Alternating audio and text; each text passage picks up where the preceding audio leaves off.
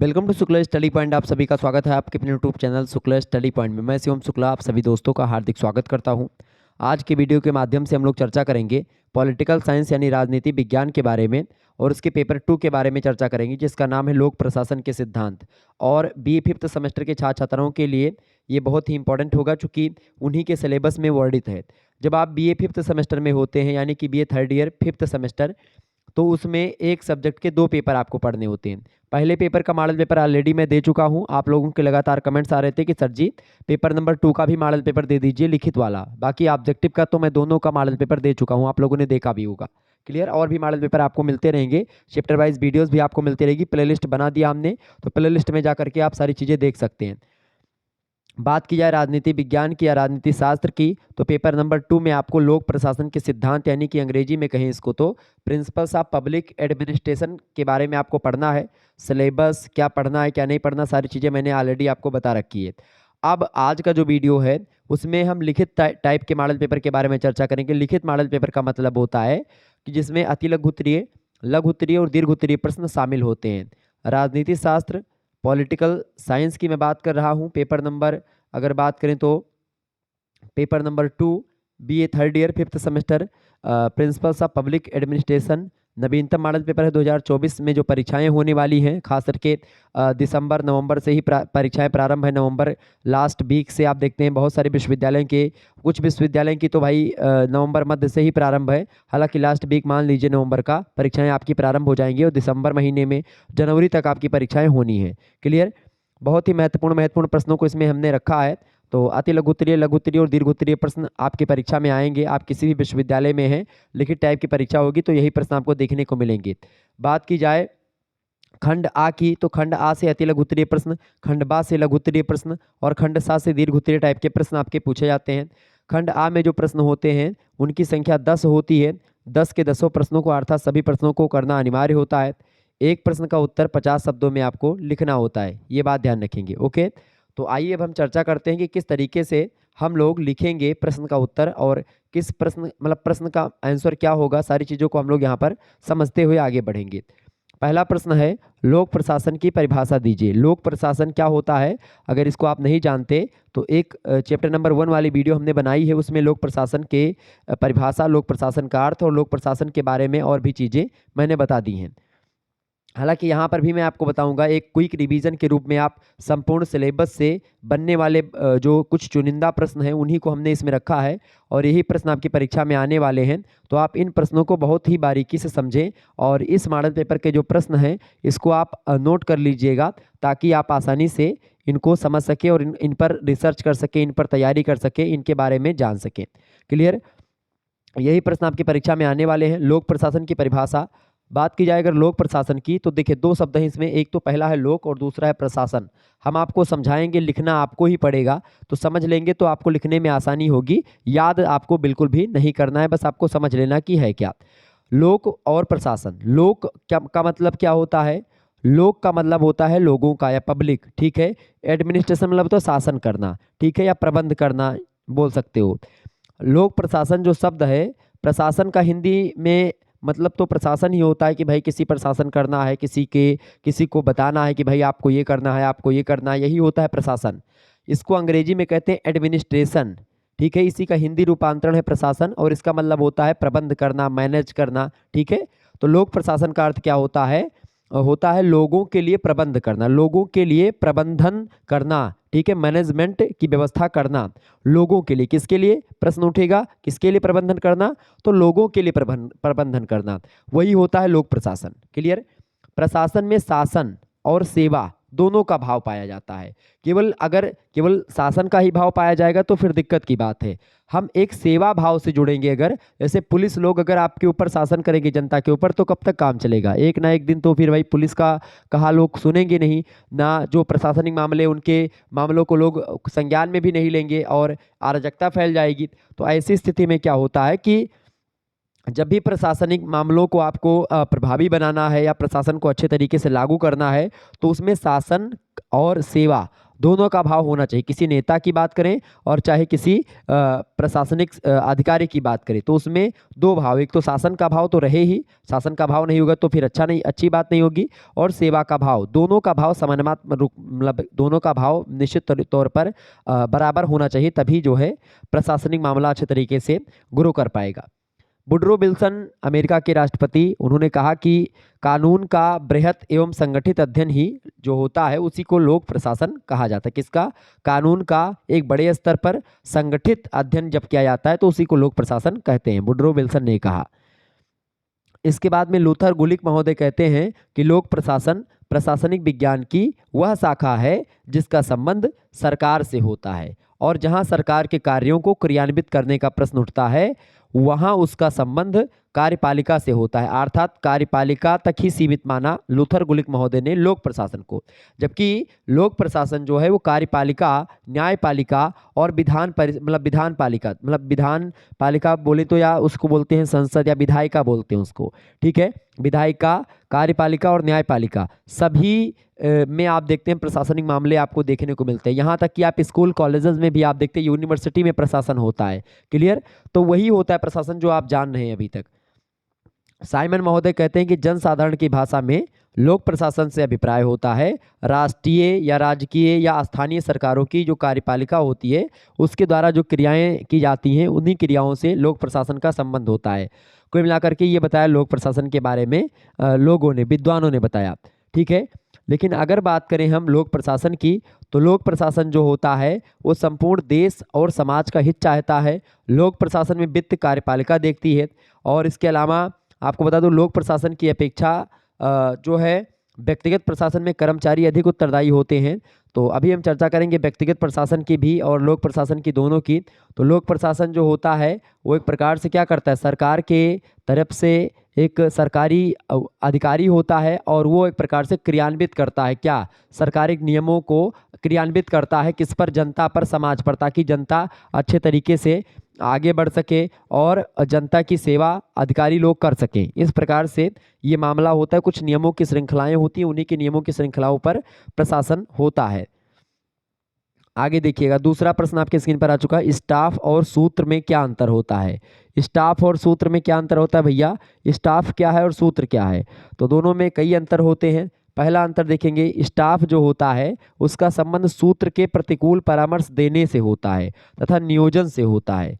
सूत्र का संबंध कार्यों को करने से होता है। सूत्र जो होता है वो कार्यों को करता है, जबकि स्टाफ जो होता है उसका संबंध सूत्र के प्रतिकूल परामर्श देने या नियोजन से होता है कि भाई किस तरीके से कार्य करना है ये बताना, ये स्टाफ का कार्य होता है। स्टाफ एक संस्थागत होता है, जबकि क्रिया जो होती है मतलब कि जो सूत्र होता है वो क्रियात्मक होता है, मतलब सूत्र के द्वारा क्रियाएं की जाती हैं और स्टाफ के द्वारा बताया जाता है क्रियाएं कैसी करनी है। ठीक है, ये बात ध्यान रखेंगे। तीसरा अंतर आप ये लिखेंगे, तीसरा अंतर कि स्टाफ जो होते हैं अधिकारी केवल परामर्श देते हैं। स्टाफ अधिकारी क्या करते हैं? केवल परामर्श देते हैं, जबकि सूत्र इकाइयां जो होती हैं वो उन्हीं आदेश का पालन करती हैं, उन्हीं आदेश देने का कार्य करती हैं। ठीक है, आदेश देने का कार्य कौन करता है? सूत्र इकाइयां करती हैं। आदेश दिए हुए कार्य जो होते हैं उनका एक प्रकार से निपटारा कौन करता है? सूत्र इकाइयां ही करती हैं। स्टाफ अधिकारी जो होते हैं केवल परामर्श देते हैं कि भाई आप ऐसा काम कर सकते हैं, जबकि सूत्र क्या करता है? या तो उस तरीके से कार्य करवाता है लोगों से या फिर खुद करवाता है, मतलब करता है या करवाता है। ठीक है, वो होता है सूत्र। चौथा अंतर ये है कि सूत्र का कर्तव्य होता है लक्ष्य को प्राप्त करना। ठीक है, जबकि स्टाफ का कर्तव्य होता है सूत्र को लक्ष्य प्राप्त करने के योग्य बनाना। मतलब एक टीचर जो होता है, जैसे मैं हूँ, अब मैं एक प्रकार से स्टाफ का काम कर रहा हूं। मैं आपको ये बताऊंगा कि आपको एग्जाम में ऐसे लिखना है, लेकिन मैं लिखने नहीं जाऊंगा। मैं मात्र आपको सलाह दे सकता हूं, आपको बता सकता हूं, लेकिन मैं आपकी कलम लेकर के आपका हाथ पकड़ करके लिखवाने आपके कॉलेज में नहीं आऊँगा। ठीक है, जहाँ पर आपका सेंटर एग्जामिनेशन आपका जहाँ पर होगा वहाँ पर मैं नहीं जाऊँगा। क्लियर, मैं आपको केवल बता सकता हूँ। तो ऐसे ही स्टाफ का काम होता है। स्टाफ केवल परामर्श देता है, स्टाफ केवल निर्देशन करता है, डायरेक्शन बताता है कि भाई आप ये करोगे तो अच्छा होगा, ये करोगे तो बुरा होगा। ये आपको बता देगा कौन? स्टाफ। अब सूत्र इकाइयाँ जो होती हैं, विभिन्न कई इकाइयाँ होती हैं सूत्र की, तो उन्हीं इकाइयों के द्वारा कार्य संपन्न किया जाता है। क्लियर, ये बात ध्यान रखेंगे। तो आप स्टूडेंट सूत्र है और टीचर जो है वो स्टाफ का काम करता है। समझ में आ रही चीज़ें? और किसी भी संगठन के लिए या किसी भी प्रशासन को चलने के लिए स्टाफ और सूत्र होते हैं, किसी भी प्रशासन में आप देखते हैं। पांचवा अंतर आप लिख सकते हो कि सूत्र के कार्य साध्य होते हैं और स्टाफ के कार्य साधन होते हैं। मतलब स्टाफ जो होता है एक साधन का काम करता है, जबकि लक्ष्य प्राप्ति कौन करवाता है? सूत्र करवाता है। तो सूत्र का कार्य होता है साध्य, कि भाई लक्ष्य हमारा क्या है, उसी पर टारगेट करते हैं। और लक्ष्य के प्राप्त करने में सूत्र की मदद कौन करता है? स्टाफ करता है। क्लियर? तो वो एक साधन के रूप में होता है। छठा अंतर आप लिख सकते हैं कि सूत्र का कार्य क्या होता है? नीतियों का कार्यान्वयन करना। जो नीतियां स्टाफ के द्वारा बताई गई हैं, स्टाफ का कार्य क्या होता है? नीतियों के निर्माण में सहायता करना। तो स्टाफ नीतियों को बनाने में सहायता देते हैं और उन्हीं नीतियों को कार्यान्वित करवाना या उसको क्रियान्वित करना, कार्यान्वयन करना, ये काम होता है सूत्र इकाइयों का या सूत्र का। क्लियर? तो दोनों में बड़ा अंतर मैंने आपको बता दिया, बहुत ही आसानी से आप लोगों ने समझा। ठीक है, और ऐसे ही आप समझ पा रहे होंगे। क्लियर? स्टाफ क्या होता है? स्टाफ कार्यपालिका के लिए विकसित व्यक्तित्व के रूप में होता है और इसका अर्थ है कि अधिक आंखें, अधिक कान और अधिक हाथ जो योजना निर्माण में और उसके कार्यान्वयन में कार्यपालिका की सहायता करता है, इसीलिए स्टाफ रखे जाते हैं। जैसे मोदी जी के सलाहकार बहुत सारे होते हैं हर एक क्षेत्र के, तो ऐसे स्टाफ इकाइयाँ होती हैं, मतलब स्टाफ होते हैं, तो वो बताते कि भाई आप ऐसा करेंगे वैसा करेंगे, और सूत्र इकाइयाँ होती हैं उसको आगे बढ़वाती हैं। आगे देखिएगा, तीसरा प्रश्न आपकी स्क्रीन पर आ चुका है। लोक प्रशासन और व्यक्तिगत प्रशासन में क्या अंतर होता है? फटाफट से आप बताएंगे। बहुत ही महत्वपूर्ण प्रश्न है, लोक प्रशासन और व्यक्तिगत प्रशासन में अंतर आपसे प्रश्न जरूर पूछेगा। दोनों में बड़ा अंतर होता है, क्योंकि लोक प्रशासन जो होता है ये इसको पब्लिक एडमिनिस्ट्रेशन बोलते हैं और ये इंडिविजुअल एडमिनिस्ट्रेशन होता है। क्लियर? पहला अंतर तो यही हो गया। दूसरा अंतर या पहला अंतर में ऐसे लिखें, आप पहला अंतर लिखें कि लोक प्रशासन का क्षेत्र जो होता है वो अलग होता है और व्यक्तिगत प्रशासन का जो विषय क्षेत्र होता है, स्कोप, वो अलग होता है। व्यक्तिगत प्रशासन व्यक्ति तक ही सीमित होता है और लोक प्रशासन जो होता है वो संपूर्ण लोगों के लिए होता है। क्लियर? सब संपूर्ण देश का हित चाहता है।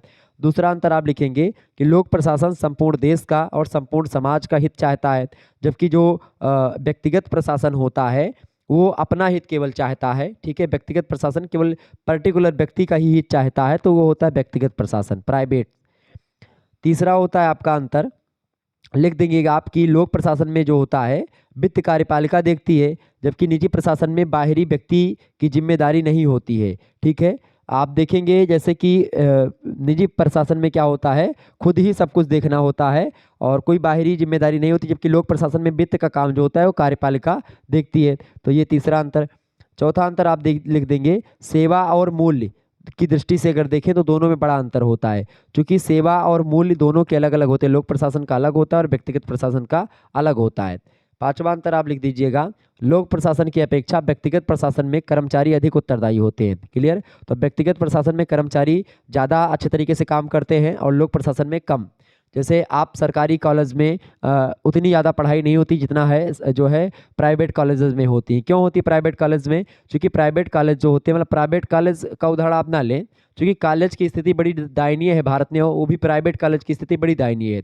भारत में सरकारी कॉलेज की स्थिति बड़ी ठीक ठाक मानी जाती है। लेकिन आप स्कूल के लेवल में आ जाइए, प्राथमिक शिक्षा की मैं बात करूँ, प्राथमिक शिक्षा में आप देखते हैं जैसे कि प्राइमरी पाठशाला गांव वगैरह में आपके होगी, वहाँ पर बहुत कम पढ़ाई होती है, या पढ़ाई भी होती है तो वैसे केवल सैलरी के लिए टीचर आते हैं, वैसे बैठे रहते हैं और इक्का एक दो दूनी चार पाँच पाँच ऐसे यही सब गिनवा उनवा करके यही सब निपटवा देते हैं बच्चों को। पहले ऐसा था, अब थोड़ा बहुत इसमें सुधार आने लगा है। ठीक है? तो अब वही प्राइवेट स्कूल में आप जाएंगे, प्राइवेट स्कूल में आप देखेंगे कि छोटा सा बच्चा है, उसको फलों के नाम याद हैं अंग्रेजी हिंदी दोनों में। हालांकि ये अच्छा ये प्रेशर दे करके बच्चों को एक प्रकार से इतना ज़्यादा याद करवाते हैं, हालांकि वो ठीक बात है, बच्चों को एक प्रकार से उनकी ब्रेन पावर बढ़ाई जाती है। और भी आप जो मांटेसरी स्कूल या जो एक प्रकार से जो खास करके जो विदेशी स्कूल हैं यहाँ पर जो चल रहे हैं, जैसे बहुत सारे स्कूल तमाम प्रकार के चलते हैं। ठीक है? सेंट जोसेफ के नाम से बहुत सारे स्कूल चलते हैं और एक्सीलेंट के नाम से बहुत सारे स्कूल चलते हैं। जैसे आप देखते हैं अलग अलग शहरों में डीपीएस के बहुत सारे ब्रांचेज हैं। तो ऐसे तमाम प्रकार के छोटे छोटे मतलब जो स्कूल होते हैं, छोटे छोटे कहना उचित ना होगा, बड़े बड़े स्कूल होते हैं, तो उन सभी में आप देखिए कितनी बेस्ट पढ़ाई होती है। क्यों पढ़ाई होती है वहाँ पर बेस्ट?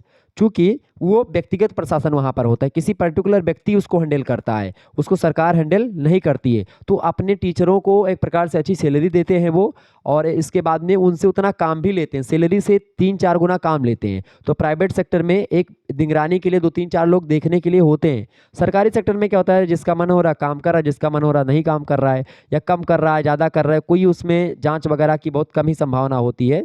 तो इस प्रकार से लोक प्रशासन जो होता है उसकी अपेक्षा जो व्यक्तिगत प्रशासन होता है उसमें कर्मचारी लोग जो होते हैं वो ज़्यादा उत्तरदायी होते हैं, बहुत अधिक तरीके से मेहनत करते हैं कर्मचारी लोग। तो इस प्रकार से दोनों में अंतर मैंने आपको बताया। आगे देखिए, चौथा प्रश्न आपकी स्क्रीन पर आ चुका है, संगठन की परिभाषा बताएं। संगठन किसे कहते हैं भैया?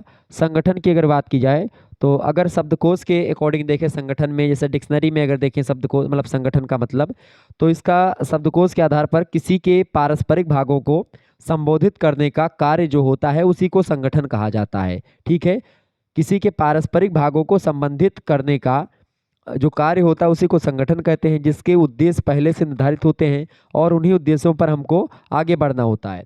मतलब जब किसी लक्ष्य की प्राप्ति के लिए कई लोग एक साथ मिलते हैं तो उनके कार्य में किसी न किसी प्रकार का विशेषीकरण अनिवार्य हो जाता है, और संगठन ऐसे मनुष्य के समूहों का ही नाम होता है जिनके कर्तव्य और उत्तरदायित्व स्पष्ट होते हैं और सुनिश्चित होते हैं, और उनके उद्देश्य भी ठीक ठाक तरीके से पहले से निश्चित कर लिए जाते हैं कि इस उद्देश्य के लिए संगठन बनाया जा रहा है। ठीक है, तो संगठन का उद्देश्य पहले से निर्धारित होता है, संगठन का उत्तरदायित्व, संगठन का उद्देश्य, संगठन का कर्तव्य ये पहले से निर्धारित होते हैं, संगठन का साध्य क्या है और किन साधनों का प्रयोग करके उस साध्य को हमको पाना है, ये सारी चीज़ें पहले से फिक्स कर ली जाती है, वो होता है संगठन। लूथर गुलिक महोदय कहते हैं कि सत्ता की औपचारिक व्यवस्था जो होती है उसी का नाम संगठन होता है। औपचारिक मतलब एक प्रकार से सरकारी या व्यवस्थित, तो सत्ता की जो औपचारिक या व्यवस्थित व्यवस्था होती है या औपचारिक व्यवस्था होती है उसी को संगठन कहा जाता है, ये बात ध्यान रखेंगे। संगठन की अगर बात करें तो संगठन के मुख्य रूप से चार आधार होते हैं। लूथर गुलिक कहते हैं संगठन के चार आधार होते हैं। कौन कौन से? पहला आधार होता है उद्देश्य का आधार, मतलब कि सबसे पहला बात संगठन का एक उद्देश्य होता है, उसी उद्देश्य पर सारे के सारे व्यक्ति लोग इकट्ठा होते हैं और संगठन का निर्माण करते हैं। दूसरी बात प्रक्रिया का आधार, मतलब प्रक्रिया का मतलब होता है कि उनके जो कार्य क्या करना है, क्या किस कार्य के लिए किया गया है, कौन सा कार्य किसको करना है, ये संगठन में निर्धारित होता है पहले से। तीसरी बात व्यक्ति का आधार, मतलब कि किस व्यक्ति, कौन कौन से व्यक्ति संगठन में होंगे और उनका क्या उत्तरदायित्व होगा, उनका क्या उद्देश्य होगा, ये सारी बातें पहले से निर्धारित होती हैं। और चौथी बात संगठन कितना बड़ा होगा, कितने क्षेत्र में फैला होगा, तो क्षेत्र का आधार। तो इन चार आधारों पर उद्देश्य, प्रक्रिया, व्यक्ति और क्षेत्र, ये चार आधार होते हैं जिनके आधार पर संगठन का निर्माण किया जाता है। किसी भी संगठन के निर्माण की आप बात कर लें। क्लियर? आगे बढ़ते हैं। एक बार से फटाफट से आप लोग वीडियो को लाइक कर दीजिए अगर समझ में आ रही चीज़ें तो। आगे बढ़ते हैं। पांचवा प्रश्न आपकी स्क्रीन पर आ चुका है, पद सोपान क्या है? फटाफट से आप बताएंगे पद सोपान किसे कहते हैं। पद सोपान की अगर बात की जाए तो पद सोपान का मतलब होता है श्रेणीबद्ध करना। जैसे निरंतर प्रशासकीय पदाधिकारी पर उच्च अधिकारी का नियंत्रण होता है, ऐसे ही प्रत्येक उच्च अधिकारी जो होते हैं अपने अधीनस्थ कर्मचारियों को आज्ञा देते हैं। अधीनस्थ कर्मचारी जो होते हैं, अधिकारी जो होते हैं, उन आदेशों का पालन करते हैं, और इनमें प्रत्येक निम्न पदाधिकारी अपने से उच्च पदाधिकारी के आदेशों का पालन करता है। इसी को पद सोपान कहते हैं। जैसे मान लेते हैं कि एक थाना अध्यक्ष जिसको आप यशो बोलते हैं, यशो थाना अध्यक्ष होता है। अब यशो से नीचे मान लेते हैं जो ट्रिपल स्टार जो दरोगा होते हैं वो तो जाएंगे दरोगा। ठीक है, तो दरोगा जी हो गए, उनसे नीचे उनके अंडर में, यशो के अंडर में कई सारे दरोगा आ जाते हैं। अब दरोगा के अंडर में आप देखते हैं तो दरोगा के नीचे और कौन होते हैं, एसआई हो गए। सब इंस्पेक्टर जो होते हैं वो होते हैं डबल स्टार। सब इंस्पेक्टर कई होते हैं, एक एक दरोगा के अंदर दो दो या तीन तीन होते हैं, जैसे जो भी होता है वहाँ का नियम। तो इस प्रकार से अब एसआई के अंडर में कई कई हवलदार होते हैं, जो सिपाही जिसको आप बोलते हैं। ठीक है, सिपाही लोग होते हैं।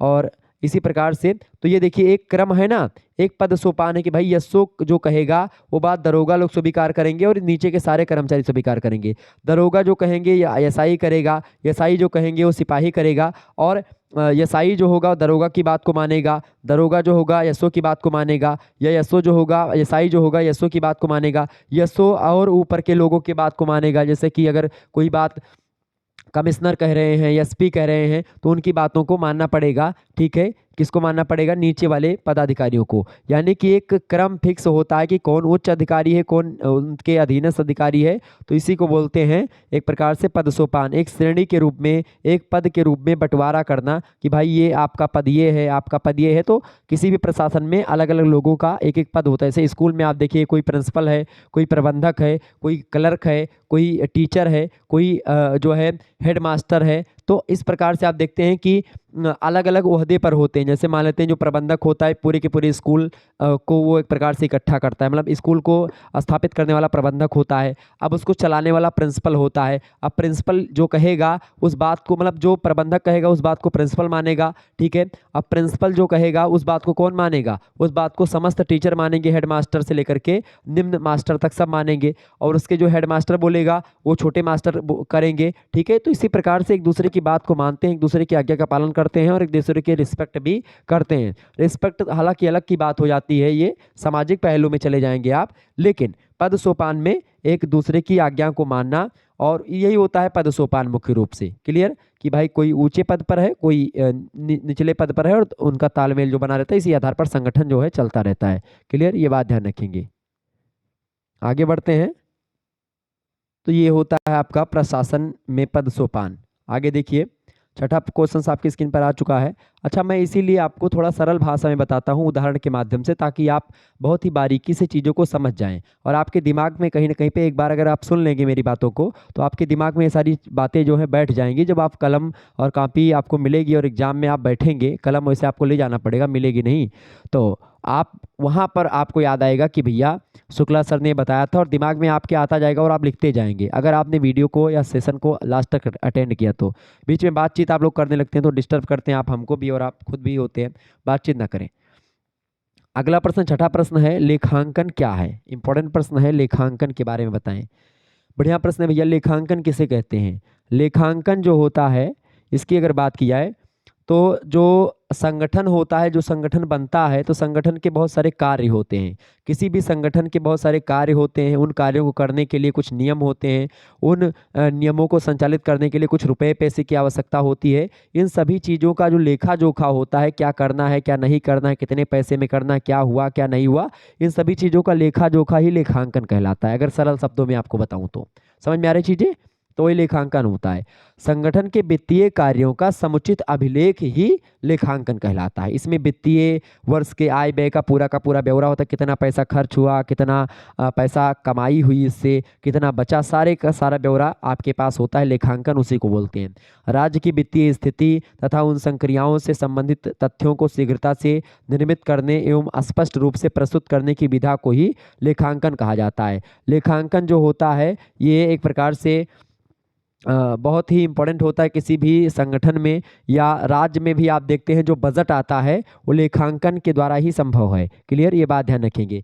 और किसी भी काम को आप कर रहे हैं कि नहीं कर रहे हैं, कितना हुआ कितना नहीं हुआ, तो लेखांकन जो होता है एक लेखा परीक्षण होता है। लेखा परीक्षा जो होती है यह निश्चित करती है कि प्रशासक ने विधायिका के द्वारा निर्धारित नियमों के अनुसार ही सार्वजनिक धन का व्यय किया है अथवा नहीं किया है। अगर आज जैसे मान लेते हैं टीटी जो होते हैं, जो लेखा परीक्षक होते हैं, वो कई कर्मचारी नियुक्त करते हैं और वो चेक करते हैं इस बात को कि जो टीटी होते हैं वो टिकट चेक कर रहे हैं सही से कि नहीं चेक कर रहे हैं। मतलब ये नियम वगैरह होता है बहुत सारे। जैसे आप देखते हैं, जैसे जो बस को रोकने वाले होते हैं, क्या नाम है उनका, कि भाई टिकट सभी का काटा बस के कंडक्टर ने कि नहीं काटा है। इसको चेक करने के लिए जो उत्तर प्रदेश परिवहन विभाग या जिस भी मध्य प्रदेश परिवहन विभाग या जिस भी राज्य में आप हैं, बिहार, तो इसी प्रकार से हर एक राज्य का जो परिवहन विभाग होता है वहाँ से कुछ जो है आरटीओ जिसको बोलते हैं, आरटीओ जो होते हैं वो चेक करते हैं कि आपने टिकट काटा कि नहीं काटा। तो इसी प्रकार से जो चेक करने वाले लोग आते हैं वो लेखा परीक्षक ही होते हैं। ठीक है, वो लेखा परीक्षक होते हैं और लेखा परीक्षण की विधि के द्वारा ही वो आते हैं। वो ये चेक करते हैं कि भाई जो काम आपको दिया गया था, सरकार के द्वारा सौंपा गया था, वो काम आप सही से कर रहे हैं कि नहीं कर रहे हैं। इसी की जांच के लिए वो लोग आते हैं, लेखा परीक्षक। क्लियर, ये बात ध्यान रखेंगे, समझ रहे चीज़ों को। तो यही होता है लेखांकन। लेखांकन वो सारी डिटेल आपको देता है, और लेखा परीक्षक जो होते हैं उनके बारे में तो मैंने आपको बता ही दिया। आगे बढ़ते हैं। अगला क्वेश्चन आपकी स्क्रीन पर आ चुका है। 7वां नंबर प्रश्न आपकी स्क्रीन पर आ चुका है। प्रश्न है प्रशासन पर न्यायपालिका का नियंत्रण। प्रशासन पर न्यायपालिका का नियंत्रण है, बिल्कुल ठीक बात है। और कैसे है इसको मैं आपको समझाने का प्रयास करता हूँ। प्रशासनिक अधिकारियों की स्वेच्छाचारिता तथा अवैध कार्यों से नागरिकों की रक्षा करने के लिए न्यायपालिका कई सारे उपाय करती है। जैसे कि अगर बात की जाए, प्रशासन समझ रहे हैं ना, जैसे मान लेते हैं कार्यपालिका जो होती है मुख्य रूप से प्रशासन उसी को आप समझते हैं, और वही होती भी है। अगर देखें तो लगभग 70% जो भाग है प्रशासन का वो कार्यपालिका ही देखती है। न्यायपालिका जो होती है बस उसमें हस्तक्षेप करती है, उसको रोक सकती है। जैसे मान लेते हैं अब कार्यपालिका जो होती है वो विधायिका ने कोई इस कानून बनाया, अब उसको लागू कौन करवाएगा? कार्यपालिका लागू करवाएगी। अब कार्यपालिका जनता के बीच में मान लेते हैं उस नियम को लागू कर रही है। ऐसी स्थिति में वो जो नियम बनाई है विधायिका ने, यानी संसद के द्वारा कानून बनाया गया है, वो कानून सही है कि गलत है, इसका निर्णय कौन करता है? न्यायपालिका करती है। और कैसे पता चलता है कि भाई संविधान के अकॉर्डिंग वो नियम है कि नहीं है? संविधान में बहुत सारी बातें लिखी हैं, अगर संविधान के खिलाफ विधायिका या संसद जो होता है कोई काम करता है, संविधान के खिलाफ करता है, तो उसके खिलाफ जो होता है कार्यपालिका, मतलब कार्यपालिका के खिलाफ और संसद के खिलाफ जो जनता होती है वो एक प्रकार से न्यायपालिका में पीआईएल ठोक देती है, मतलब कि वो एक प्रकार से उसको रिव्यू के लिए भेजती है कि भाई ये कानून जो है ये सही नहीं कानून है, जनता की दृष्टि से कानून बेकार है या संविधान के खिलाफ आप ये कानून है।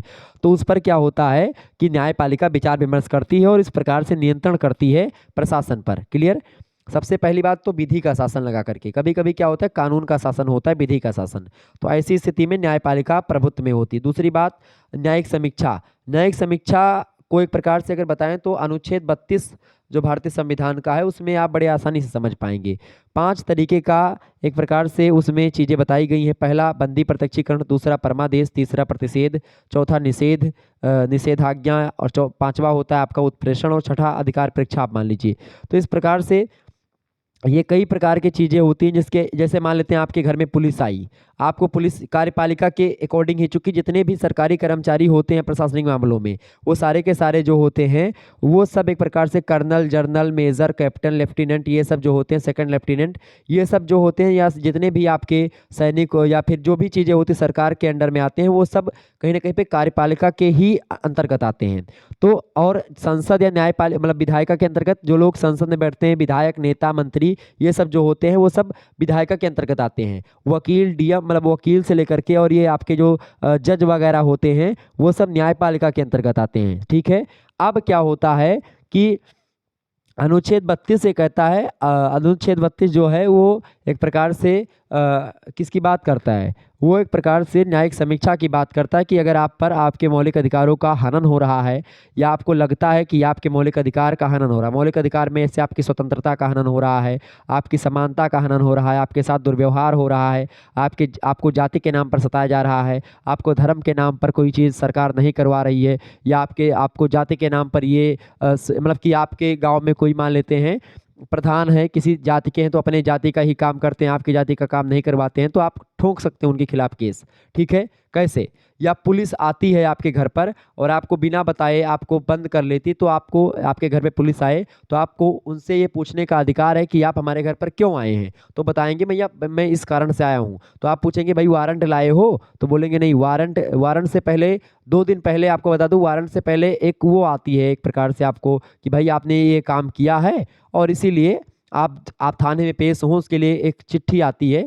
ठीक है? उसको कुछ कहते हैं, मुझे ध्यान नहीं आ रहा है। तो उसके बाद फिर वारंट लेकर के डायरेक्ट पुलिस आपके घर पर आती है। तो वारंट है तो आपको गिरफ्तार कर सकते हैं, अगर नहीं है तो नहीं गिरफ्तार कर सकते। पुलिस आपको फर्जी में पकड़ करके थाने में नहीं रख सकती। मान लेते वारंट भी कटा, मान लेते हैं अब वारंट भी आपका कट गया और आपको पुलिस जो है पकड़ करके ले जाती, थाने में बंद कर देती है। अब थाने में मात्र उसको जो है 24 घंटे रखने का ही अधिकार होता है किसी भी पुलिस को, कितना भी बड़ा आपने कांड किया हो। ठीक है? अगर वो न्यायपालिका से बिना बताए 24 घंटे से ज़्यादा वो अपने थाने में पुलिस रखती है, आपको मारती पीटती है, तो उसके खिलाफ आप केस कर सकते हो। और किसके तहत? अनुच्छेद 32 के तहत बंदी प्रत्यक्षीकरण जो है आप लगा सकते हो उसके, कि भाई हम, और आप करवा सकते हो या आपका वकील जो है जा करके न्यायपालिका में कहेगा कि भाई हमारा जो व्यक्ति है उसको, हमारा जो वो है उसको बंद कर दिया है पुलिस ने, और अभी तक 24 घंटे के भीतर आने जाने के समय को छोड़ करके, मान लेते थाना जो है दूर है और तहसील जो है थोड़ी दूर है, तो वहाँ तक आने जाने में समय लगेगा। तो ऐसी स्थिति में क्या होता है कि वहीं से एक प्रकार से या तो भाई वो न्यायालय में बताए होंगे पहले पुलिस अधिकारी, तब आपको रख सकते हैं, बाकी उसके पहले नहीं रख सकते हैं। तो यही सब चीज़ें होती हैं। तो कार्यपालिका मतलब प्रशासन पर न्यायपालिका का नियंत्रण होता है, इसमें कोई दो राय नहीं है। 8वां प्रश्न, कार्यपालिका के मुख्य कार्य कौन कौन से? फटाफट से आप बताएंगे कार्यपालिका के मुख्य कार्य क्या क्या होते हैं। कार्यपालिका की अगर बात करें तो कार्यपालिका के कई कार्य होते हैं। ठीक है? जैसे कि कार्यपालिका जितने सरकारी कर्मचारी होते हैं वही, ठीक है, इन्हीं की मैं बात कर रहा हूँ। देखिए पहली बात तो कार्यपालिका का मुख्य कार्य क्या होता है? पहला काम होता है प्रशासकीय नीति का निर्धारण करना। प्रशासकीय नीति का निर्धारण करना मतलब जो प्रशासन की जो नीतियां हैं, किस प्रकार से हमको प्रशासन लागू करवाना है, किस प्रकार से नियमों को संचालित करना है, इस उस नीति का निर्धारण करना कि भाई किस तरीके से हमको प्रशासन लागू करवाना है, ये कार्यपालिका का ही काम होता है। दूसरा काम होता है कर्मचारियों की नियुक्ति करना, पदच्युति करना मतलब उनको हटाना, उनकी रिटायरमेंट की बात करना, उनको कैसे भर्ती करना है, इन सभी की व्यवस्था कार्यपालिका स्वयं करती है। तीसरी बात, निर्देश और आदेश जारी करना, ये भी कार्यपालिका के द्वारा ही होता है। कौन सा आदेश होगा, जनता क्या करेगी क्या नहीं करेगी, ये सब कार्यपालिका के अंदर ही होता है। चौथी बात, कार्यों में समन्वय स्थापित करना। कार्यपालिका के जितने भी अधिकारी होते हैं, वो कर्मचारी होते हैं, वो सब आपस में तालमेल बनाए रखते हैं और कार्य में उनके समन्वय होता है। कौन सा व्यक्ति कौन कार्य करेगा, सारी बातें पहले से पता होती हैं। पांचवी बात ये है कि पांचवा कार्य इनका यह है कार्यपालिका का कि एक प्रकार से कूटनीतिक कार्य भी कार्यपालिका के द्वारा ही होता है। सैन्य कार्य जो होता है कार्यपालिका ही करती है और प्रशासकीय कार्य जो होते हैं वो भी कार्यपालिका के द्वारा ही संभव हो पाता है। तो कार्यपालिका के प्रशासनिक मामलों में बहुत कार्य है, ये बात ध्यान रखेंगे। अच्छा, प्रशासन जो होती है, प्रशासन पर कार्यपालिका का नियंत्रण भी होता है, चूंकि कार्यपालिका शासन की नीतियों का निर्धारण करती है, प्रशासकों की नियुक्ति करती है, प्रशासकों का हस्तांतरण और निष्कासन करने में एक प्रकार से कार्यपालिका का ही हाथ होता है। ठीक है, तो प्रशासन पर कार्यपालिका का बड़ा नियंत्रण होता है, कानून द्वारा नियंत्रण होता है, अनुशासनात्मक की कार्रवाई कर सकते हैं। तो कार्यपालिका जो होती है वो किसी मतलब अलग अलग प्रकार से नियंत्रण रख सकती है। अगला क्वेश्चन आप देखेंगे, 9वां नंबर प्रश्न है, हेनरी फेयोल का संगठन सिद्धांत क्या है। हेनरी फेयोल की अगर बात की जाए तो विद्वान है हेनरी फेयोल, उन्होंने संगठन को लेकर के कई मतलब 14 सिद्धांत दिए हैं, 14 बातें बोली। कौन कौन सी? पहली बात तो श्रम विभाजन होता है संगठन में। दूसरी बात, अधिकार और उत्तरदायित्व फिक्स होते हैं सभी व्यक्ति के। तीसरी बात, संगठन में अनुशासन होता है, अनुशासन होता है, सभी व्यक्ति अनुशासन में होते हैं। चौथी बात, आदेश अगर कोई आता है तो उसको सभी लोग मिल करके अच्छे से काम करते हैं, यानी आदेश की एकता होती है। पांचवी बात जो है वो है निर्देशन, मतलब उसमें डायरेक्शन होता है, कोई व्यक्ति एक निर्देश देगा कि भाई आपको ये करना है तो वो व्यक्ति वही करेगा। छठी बात है व्यक्तिगत हित सामान्य हित से गौड़ होता है इसमें, मतलब व्यक्तिगत हित जो होता है वो इसमें मैटर नहीं करता, इसमें सामान्य हित की बात होती है, सभी व्यक्तियों के हित की बात होती है। सातवीं बात ये कि जो है पारिश्रमिक इसमें चीज़ें होती है, श्रम करने वाले भी व्यक्ति होते हैं। और आठवीं बात ये है, आठवां सिद्धांत है केंद्रीकरण और विकेंद्रीकरण की बात भी होती है। सत्ता जो अधिकार होता है संगठन का, एक मुखिया होता है तो केंद्रीकरण हो गया। विकेंद्रीकरण का मतलब ये होता है कि भाई सत्ता कई हाथों में बटी होती है, जो संगठन का मुखिया होता है वो कई लोगों में अपने अधिकार को बांट देता है और फिर इसके बाद में वो व्यक्ति अपने अपने अधिकारों को कई कई भागों में बांट देते हैं। तो इस प्रकार सत्ता का विकेंद्रीकरण और केंद्रीकरण दोनों होता है। 9वां सिद्धांत ये है कि श्रेणी श्रृंखला होती है, एक श्रृंखला होती है, पद सोपान उसमें होते हैं, कौन सा व्यक्ति किसके अधिकारी के बराबर है, कौन से व्यक्ति का क्या काम है, सारी चीज़ें फिक्स होती हैं। सुव्यवस्था होती है उसमें। इसके अलावा समानता होती है अलग अलग लोगों में। इसके अलावा पदावधि की स्थिरता होती है, कितने समय के लिए आपको फिक्स किया गया है, 5 साल 10 साल, कितने साल आप रहोगे, कितने साल नौकरी आपकी रहेगी, ये सारी चीज़ें संगठन में होती है, कितने साल तक संगठन बना है, सारी चीज़ें। अगली बात है 13वां सिद्धांत ये है कि पहले करने की शक्ति, ये मतलब पहल करने की शक्ति जो होती है ये भी संगठन का ही एक भाग है। और 14वां सिद्धांत जो हेनरी फेयोल ने बताया संगठन का, वो है सहयोग की भावना, हर व्यक्ति एक दूसरे का सहयोग करते हैं और इस प्रकार से संगठन जो होता है अच्छे तरीके से बना रहता है। हेनरी फेयोल ने 14 सिद्धांतों को एक प्रकार से कहा कि मुख्य रूप से इन 14 को अगर पढ़ें या इन 14 को कहना चाहें तो आप 5 सिद्धांतों में भी बयां कर सकते हैं। कौन कौन से? पहला तो योजना बनाना, प्लानिंग करना। दूसरी बात संगठन का निर्माण करना। तीसरी बात आदेश देना। चौथी बात समन्वय करना। और पांचवी बात नियंत्रण करना अपने सभी लोगों पर। ठीक है, सभी लोगों में तालमेल बैठाना, सभी लोगों को कंट्रोल करना, सभी लोगों को आदेश कैसे देना, सभी लोगों में संगठित कैसे रहना है, सब योजना पहले से बना लेना, प्लानिंग कर लेना कि भाई हमको करना क्या क्या है। तो इस प्रकार से ये संगठन का आधार होते हैं 5 जो उन्होंने बताया हेनरी फेयोल ने। 10वां क्वेश्चन आप देखेंगे, लोक निगम क्या है, फटाफट से आप बताएंगे लोक निगम किसे कहते हैं। लोक निगम की अगर बात की जाए तो लोक निगम का अर्थ होता है निरंतर चलने वाला व्यापारिक संगठन जो होता है उसी को लोक निगम बोलते हैं। तो लगातार चलने वाला या निरंतर चलने वाला व्यापारिक संगठन लोक निगम कहलाता है। इसमें सरकार, जनता और निजी उद्यमी का सहयोग, तीनों का सहयोग होता है, चाहे प्राइवेट सेक्टर हो, चाहे जनता हो और चाहे सरकार हो, सभी का सहयोग होता है। और अंग्रेजी शब्द है जो लोक निगम होता है उसको अंग्रेजी में कारपोरेशन बोलते हैं। कारपोरेशन का ही हिंदी अनुवाद है लोक निगम, और इसका मतलब होता है कि ऐसे व्यक्तियों के समूह से होता है जो एक व्यक्ति के समान कार्य करते हों। दूसरी बात, उसे राज्य के द्वारा कानून बना करके विशेष प्रयोजन पूरा करने के लिए बनाया जाता है लोक निगम को, कारपोरेशन को। तीसरी बात, पृथक पृथक कानूनी प्रक्रिया ये रखता है लोक निगम। चौथी बात, अस्थाई होता है लोक निगम। और इसमें पांचवी बात, इसमें सरकारी और निजी उद्यमी दोनों का सहयोग होता है, वो होते हैं लोक निगम। लोगों का संगठन होता है, निरंतर चलने वाला व्यापारिक संगठन होता है, ये बात ध्यान रखेंगे, वो होता है आपका लोक निगम। ठीक है, आगे बढ़ते हैं। अगला क्वेश्चन आप देखेंगे, दीर्घ मतलब लघु उत्तरीय प्रश्न आपके एग्जाम में बहुत ही इंपॉर्टेंट तरीके से आएंगे, और लघु उत्तरीय प्रश्न में यही सारे प्रश्न आपके आने वाले हैं। तो केवल 5 प्रश्न आपको करने होते हैं। 8 क्वेश्चन आपको दिए जाते हैं, उनमें से 5 प्रश्न छांट करके आपको करने होते हैं, 3 प्रश्न आपको छोड़ देना होता है खंडबासित। एक प्रश्न का उत्तर आपको 200 शब्दों में लिखना होता है, ये बात ध्यान रखेंगे। आइए चर्चा करते हैं।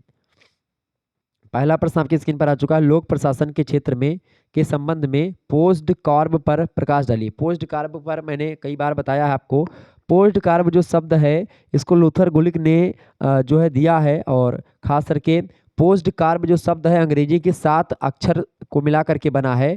एक तो पी, दूसरा ओ, तीसरा एस, चौथा डी, फिर सी और ओ, ठीक है, और इसके बाद में आर और फिर बी।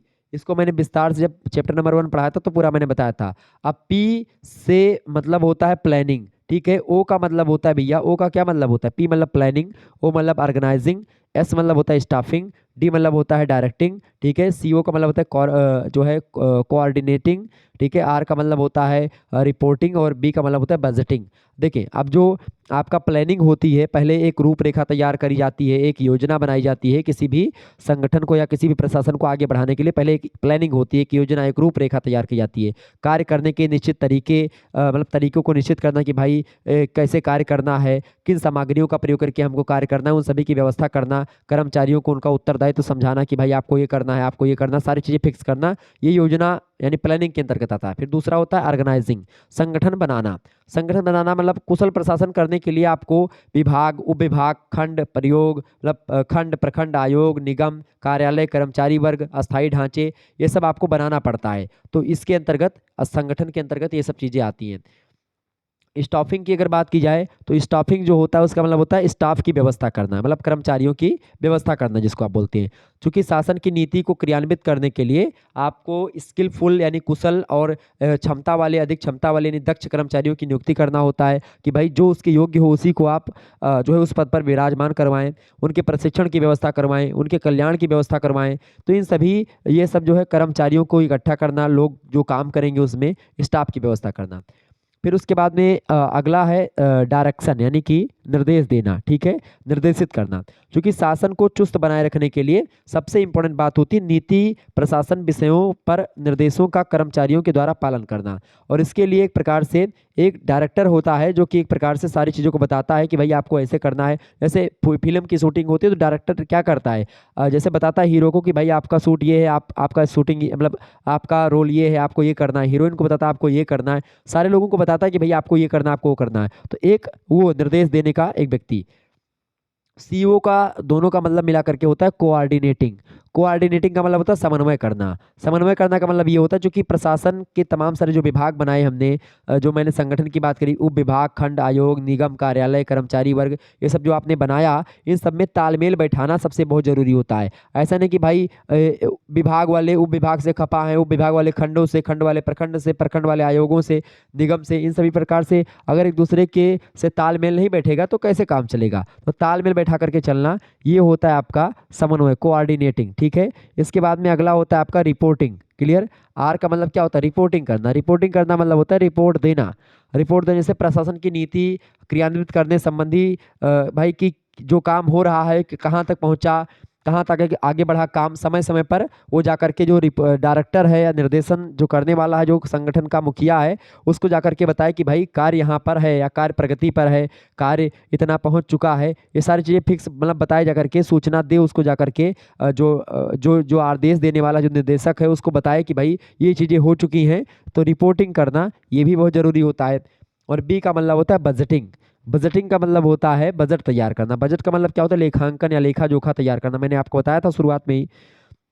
कि भाई कोई भी सरकार है तो वहाँ पर प्रशासन करने के लिए सबसे इम्पोर्टेंट बात होती है सरकार का आय कितनी है, पूरे के पूरे साल की आय कितनी है, कितना व्यय हुआ है पूरे के पूरे साल में, इन सभी का लेखा जोखा तैयार करना, आय व्यय पर नियंत्रण रखना, वित्तीय साधनों के स्रोत खोजना, कहाँ से पैसे कमाया जाए, तो ये सब एक प्रकार से बजट के अंतर्गत आते हैं। तो इस प्रकार से इन सभी शब्दों से मिला करके इन 7 शब्दों से एक प्रकार से बनते हैं पोस्ट कार्ब, और इसके माध्यम से लोक प्रशासन का क्षेत्र जो होता है आगे बढ़ता है। समझ में आ गई चीजें? तो ये हो गया आपका लोक प्रशासन का विधि पोस्ट कार्ब। ओके, आगे बढ़ते हैं। दूसरा क्वेश्चन आपकी स्क्रीन पर आ चुका है, औपचारिक तथा अनौपचारिक संगठन से आप क्या समझते हैं?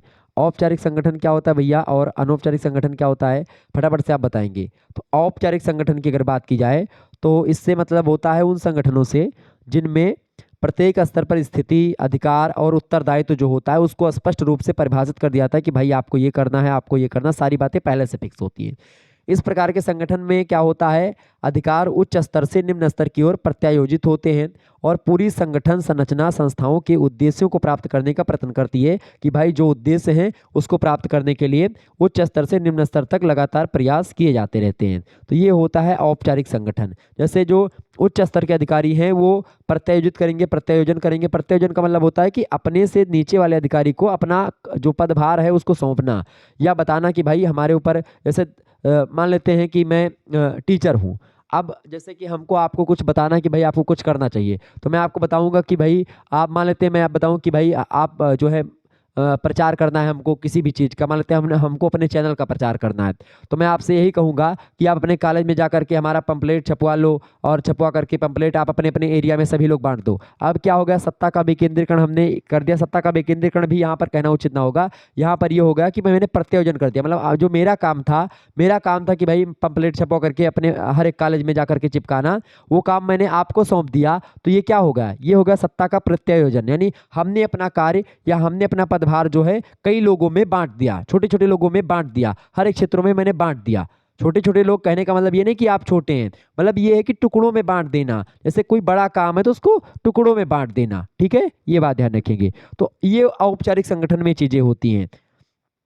एल.डी. व्हाइट महोदय कहते हैं कि जो औपचारिक संगठन होता है यह संबंधों की एक औपचारिक घोषित प्रकृति होती है जो शासन में विधि तथा उच्चतम प्रबंध के द्वारा स्थापित की जाती है और यह किए जाने वाले कार्य की प्रकृति तथा मात्रा पर आधारित होती है, उसके क्वांटिटी पर आधारित होती है। इसे खास करके आप बड़े ही आसानी से किसी चार्ट पर अंकित कर सकते हैं, उसको समझ सकते हैं बड़ी आसानी से। तो औपचारिक संगठन जो होता है वो एक प्रकार से मतलब खास करके अधिकार उत्तरदायित्व तो इसको स्पष्ट रूप से परिभाषित किया जाता है कि भाई किस व्यक्ति को क्या काम करना है, ये होता है औपचारिक संगठन। जबकि अगर बात की जाए अनौपचारिक संगठन की, तो अनौपचारिक संगठन जो होता है उससे आशय उन व्यक्तिगत तथा सामाजिक संबंधों से होता है जो व्यक्तियों के एक दूसरे के मतलब एक दूसरे से एक साथ संगठन होते पर, मतलब होने पर स्वतः उदय होते। मतलब कि अगर हम और आप इकट्ठा हो जाएं और आप खुद ही सोच लें कि भाई हमको पंपलेट छपवाना है मेरे बिना कहे, या एक प्रकार से आपको खुद ही लग जाए कि भाई आपको ये चीज़ें करनी है, होता है आपका अनौपचारिक संगठन। मतलब जिसमें कोई व्यवस्थित चीज़ें पहले से ना फिक्स हों, पहले से बताई ना जाएं आपको और फिर से आप मतलब वो ऐसे कर दें। बर्नार्ड महोदय कहते हैं कि एक संगठन उस समय अनौपचारिक माना जाता है जबकि अंततः व्यक्तिगत समूहों का समूह, व्यक्तिगत संबंधों का समूह अनजाने में संयुक्त उद्देश्य की के लिए स्थापित हो जाता है। मतलब उनको पता ही ना हो और वो चीज़ जो है ऑटोमेटिक कर दें या हो जाए। प्रोफेसर डेविस कहते हैं कि अनौपचारिक संगठन को एक ऐसे व्यक्तिगत एवं सामाजिक संबंधों के जाल या तंत्र के रूप में मानते हैं जो अनौपचारिक संगठन के द्वारा आवश्यक या स्थापित नहीं किया जाता है, बल्कि अपने आप वो जो है सिचुएशन के हिसाब से हो जाता है। कोई प्लानिंग नहीं होती पहले से, कोई उत्तरदायित्व या कोई अधिकार फिक्स नहीं होता, आपको ये करना है, कैसे करना है, क्या करना है, पहले से कुछ फिक्स नहीं होता है। वो आ गए और होने लगा काम। क्लियर, ये होता है। तो ये होता है अनौपचारिक संगठन।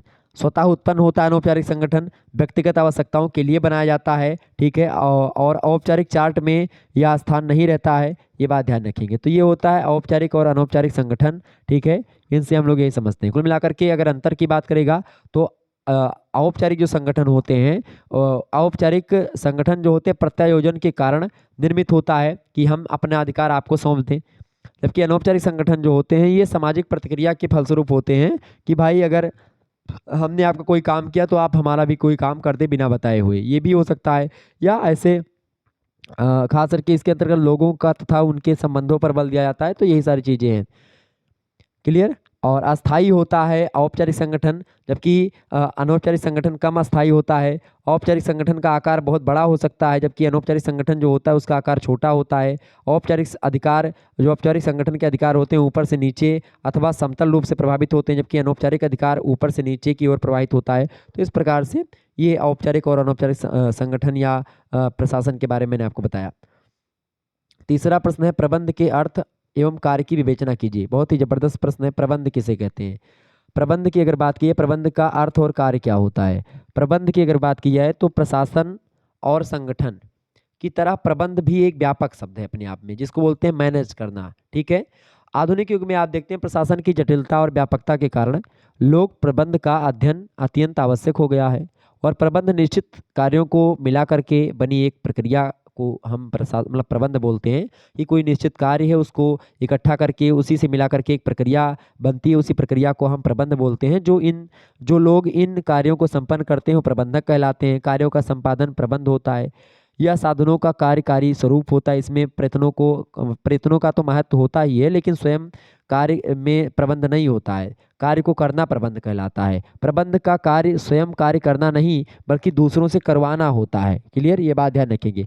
प्रबंध का मतलब ये नहीं कि आप खुद काम करें, आप लोगों से करवाएं। एक एक एक नेतृत्व वाली मेंटालिटी आपके अंदर हो कि भाई कि आप ये काम करवा रहे हैं। जैसे कि कोई काम जो है आपके पिताजी हैं, आप मान लेते हैं कि कोई व्यक्ति, चार भाई चार लड़के किसी के, तो आप पिताजी जो हैं वो करते हैं कि भाई तुमको ये करना, तुमको वो करना, तुमको वो करना। तो मैनेज कर रहे हैं कि भाई सारा काम जो है चारों लोगों में बांट दिया और चार लोग अच्छे तरीके से कर रहे हैं। तो जो एक प्रकार से उनके अंदर शैली है वो एक प्रकार से वही है प्रबंध। ठीक है। टैरी महोदय कहते हैं कि अन्य लोगों के प्रयत्नों द्वारा पूर्व निश्चित उद्देश्यों की प्राप्ति की जाए वही प्रबंध होता है। कोई निश्चित उद्देश्य है, पहले से निश्चित उद्देश्य है कि भाई हमको यहाँ पर जाना है, तो अब हम क्या करें, हम अपना ना जाएं, खुद दूसरों को वहाँ पर भेज दें। ठीक है, ताकि हमारा काम भी हो जाए और हमारे उद्देश्य की पूर्ति भी हो जाए। और तो वो होता है प्रबंध, मतलब ठीक है, समझ रहे, मैनेज करना। जैसे मान लेते हैं चीनी अगर नहीं है और चाय आपको पीना है, तो आप जो है अगर मान लेते हैं कि आप सोचें कि कैसे आप व्यवस्था करें, तो चाय की जगह पर आप शरबत की बात कर लें, शरबत पिलवा दें। ठीक है। या चाय ना पिलवा करके आप ठंडा मंगवा लें, या कुछ भी हो सकता है। तो ऐसी स्थिति में जब आपके पास कोई चीज़ उपलब्ध ना हो और फिर भी उस चीज़ का आप उत्तरदायित्व, मतलब उसका निर्वहन कर लें उत्तरदायित्व का, तो वो होता है प्रबंध। क्लियर। सुल्ज महोदय कहते हैं कि प्रबंध वह शक्ति होती है जो पूर्व निश्चित उद्देश्य की पूर्ति के लिए किसी संगठन का पथ प्रदर्शन और निर्देशन करती है कि भाई अगर ये चीज़ उपलब्ध नहीं है तो आप इसके स्थान पर इसका भी प्रयोग करके इस चीज़ की पूर्ति कर सकते हैं, इस उद्देश्य को पूरा कर सकते हैं। क्लियर। पहले से उद्देश्य निश्चित होता है और इसी उद्देश्य की पूर्ति के लिए किसी संगठन में कोई बाधा या समस्या आती तो उसको बताता है कि भाई आप ये काम ऐसे कर सकते हैं। मेयर महोदय कहते हैं कि प्रबंध किसी संगठन की इकाई के ढांचे के द्वारा संपन्न क्रियाओं को प्रकट करता है। तो यही होता है प्रबंध। प्रबंध के कई कार्य होते हैं। ठीक है। अगर बात की जाए प्रबंध के कार्यों की, तो चूंकि प्रबंध एक प्रक्रिया होती है, अनेक कृत्यों में बटा हुआ होता है प्रबंध। लूथर गुलिक ने प्रबंध के कार्यों को पोस्ट कार्य के रूप में दर्शाया है और इसके अंतर्गत नियोजन, संगठन, कर्मचारी, निर्देशन, समन्वय, प्रतिवेदन और बजट, या प्रतिवेदन का मतलब होता है रिपोर्टिंग। ठीक है। बजट तैयार करना, जो मैंने आपको अभी भी बताया वही चीज़ होता है। संगठन के कई सारे कार्य होते हैं, उसमें प्रबंध के द्वारा ही सारी चीज़ें, नेतृत्व, नीति का निर्धारण कैसे करना, नीति निर्णय कैसे लेना है, ये सारी चीज़ें जो होती हैं ये सभी आपके जो है प्रबंध के ही कार्य होते हैं। क्लियर, ये बात ध्यान रखेंगे। ओके, आगे बढ़ते हैं और भी चीज़ों को जानने का काम करते हैं। चौथा क्वेश्चन आपकी स्क्रीन पर आ चुका है, बहुत ही महत्वपूर्ण प्रश्न है। एक बार फटाफट से आप लोग वीडियो को लाइक और शेयर कर दीजिएगा। प्रश्न है, बजट से आप क्या समझते हैं, इसकी प्रमुख विशेषताएं बताइए। बजट जो है सबसे महत्वपूर्ण फैक्टर होता है किसी भी सरकार को चलाने के लिए। और अगर बजट की बात की है तो बजट जो शब्द बना हुआ है ये फ्रेंच भाषा का शब्द एक है बूजट, बूजट से बना हुआ है। बूजट हिंदी मतलब फ्रेंच भाषा का शब्द है बूजट, उसी से बना बजट। और इसका मतलब होता है चमड़े का थैला। बूजट का मतलब क्या होता था, चमड़े का थैला या झोला। ठीक है। 1733 ईस्वी की बात है, एक ब्रिटिश वित्त मंत्री थे, उनका नाम था सर रॉबर्ट वालपोल। उन्होंने वित्तीय प्रस्तावों से संबंधित कागजात को संसद के सामने पेश किया था। तो एक चमड़े के थैले में उन्होंने सबसे पहले पेश किया था और चमड़े के थैले से उन्होंने निकाला जब उसको, तब लोगों ने उनका मजाक भी उड़ाया और उसको उन्होंने सभी लोगों ने कहा कि बजट खोला गया। तो एक पुस्तिका प्रकाशित हुई इसी बजट खोला गया नाम से, और उसी समय से बजट शब्द जो है उसका प्रयोग सरकार की वार्षिक आय व्यय के विवरण के रूप में 1733 के बाद से होने लगा।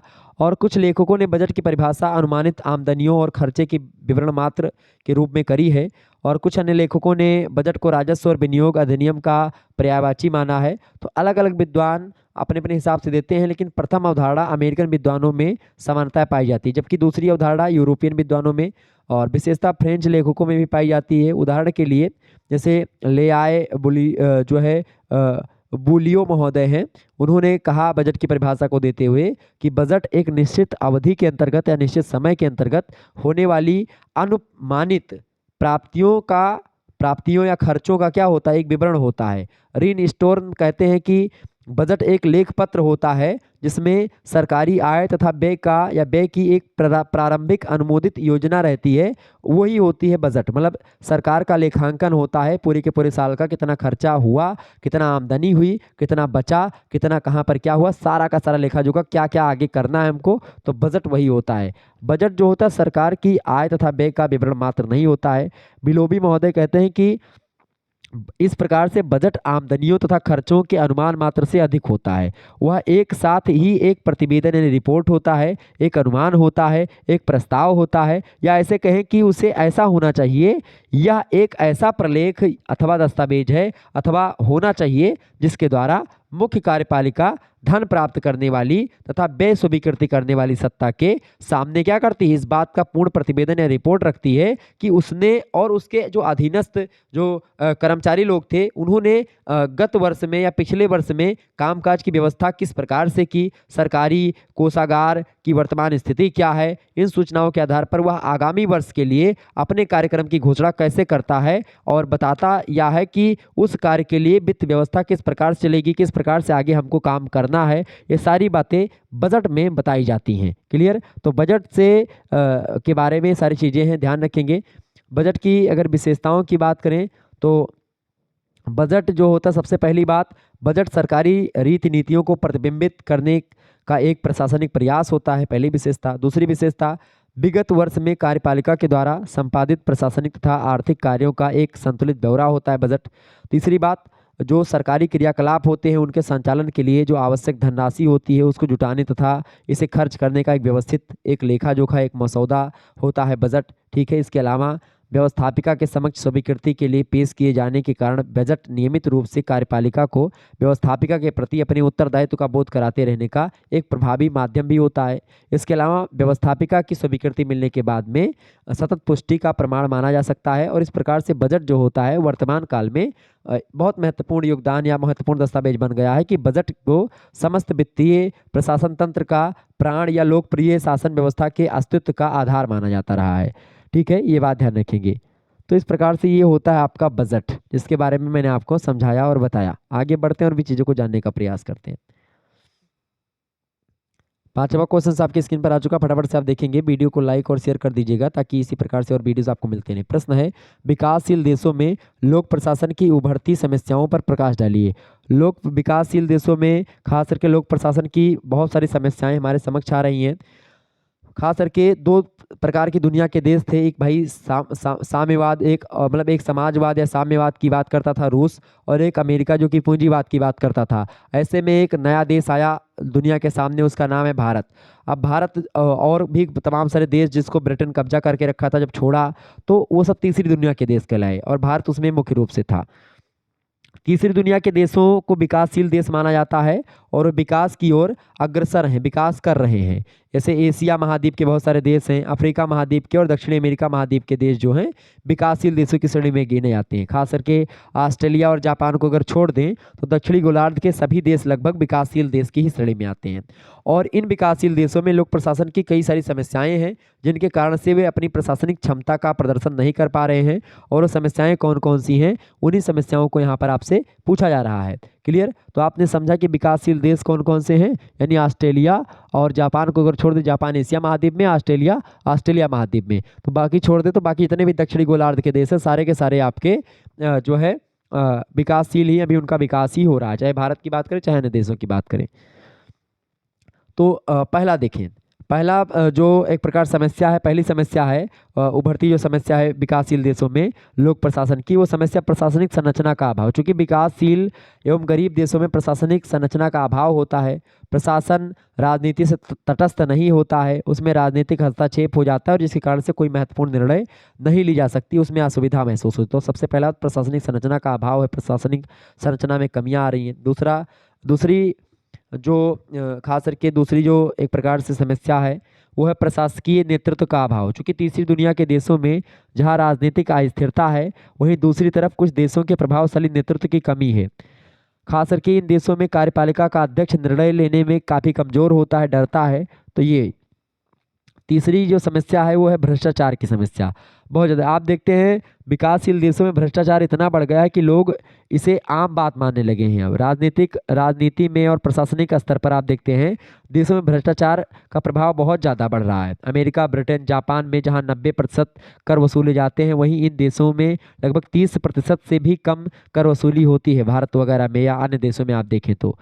चूँकि बहुत सारे लोग भ्रष्टाचार कर लेते हैं, ठीक है, ट्रस्ट वगैरह तमाम सारा बना करके इधर उधर मामला रुपया पैसा मतलब काला धन, इसीलिए तो नोटबंदी की गई थी।